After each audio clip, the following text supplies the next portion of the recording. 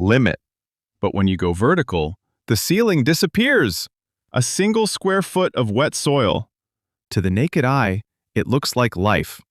But beneath the green canopy, a silent, suffocating war is being fought. Rot, fungal spores, ground-dwelling insects that strike in the damp darkness of the midnight hour. For generations, we have been told that a garden belongs to the earth, that to grow, a plant must surrender to the mud. We were told wrong. Today, we are breaking the laws of gravity. We are moving from 2 dimensions into a third. And the cost of this revolution? $30. It begins with raw, unyielding material. Visit any local feed store and you will find them. Cattle panels, 16 to 18 feet of heavy-gauge galvanized steel. These are designed to restrain 1,000-pound livestock. They are cold, they are rigid, and in the wrong hands, they are dangerous. The plan is simple, but the execution is intense. It starts with the T-posts, 6-foot pillars of iron driven deep into the crust of the earth. You don't just set them, you anchor them. 1 foot down, minimum. The notches must face you, like teeth waiting to bite. This is the foundation of an arch that will change the physics of your backyard forever. Then comes the moment of maximum tension, the bend. This is not a task for the solitary gardener. It is a 2-person struggle against metal memory. As you pull that 18-foot panel toward the second post, the steel stores energy. It becomes a massive metallic spring. If you lose your grip, if you stand too high, or if a fastener fails, the panel will whip back with enough force to shatter a jaw. It is a test of strength and coordination, a high-stakes dance with galvanized wire. But once it's arched, once those zip ties click into place, the transformation is immediate. You've created a structure that will outlast the wooden fences around it. For about $25 for the steel and $5 for the posts, you have built a permanent monument to vertical life. Why do we do this? Why invite the risk of the snapback? Because the ground is a trap. In the stagnant air near the soil, powdery mildew thrives. It's a white, dusty death that chokes the breath out of your plants. But up here, 4, 6, 8 feet in the air, the wind is a healer. Air circulation becomes your primary medicine. Every leaf is bathed in oxygen.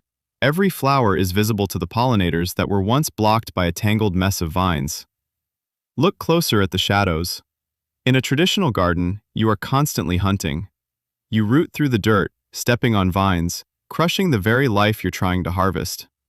But here, the fruit presents itself to you. It hangs at eye level. Giant Armenian cucumbers, heavy winter squash, triple-crop tomatoes that vine 14 feet into the sky, supported by a skeleton of steel that refuses to buckle.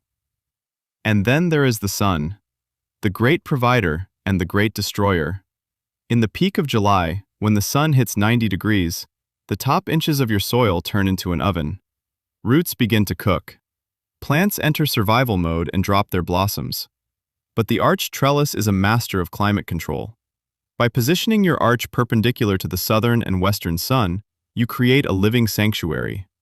The heavy vines of melons and beans cast a cool, dappled shade onto the soil below. Underneath this canopy, you can grow lettuce and kale in the heat of midsummer, crops that would otherwise bolt and die in the open sun. You are no longer just growing food, you are engineering a microclimate. Space is the final frontier of the backyard. Most of us are trapped by fences and property lines. We think we've reached our limit. But when you go vertical, the ceiling disappears. You can grow a 100-pound harvest in a space no larger than a sidewalk. You see things you never noticed before. The way a cantaloupe vine reaches out with its fine green tendrils, searching for the wire. The way a heavy melon needs a hammock of cloth to keep from tearing itself away from its source of life. You begin to see your garden not as a patch of dirt, but as an architectural feat. You walk through a tunnel of green, where the air is 5 degrees cooler and the harvest hangs like emerald lanterns above your head. 2 people can walk here, side by side, talking about the life they've built. The wheelbarrow moves freely. The roly-polies and the soil-borne plagues are left behind in the dirt where they belong. $30. A few hours of sweat. The risk of a steel spring. In exchange, you get a gateway. A garden that breathes. A garden that climbs. A garden that finally has the room to reach its full potential. Because when you stop looking at the dirt and start looking at the sky, everything changes. The earth was never the limit. It was only the beginning.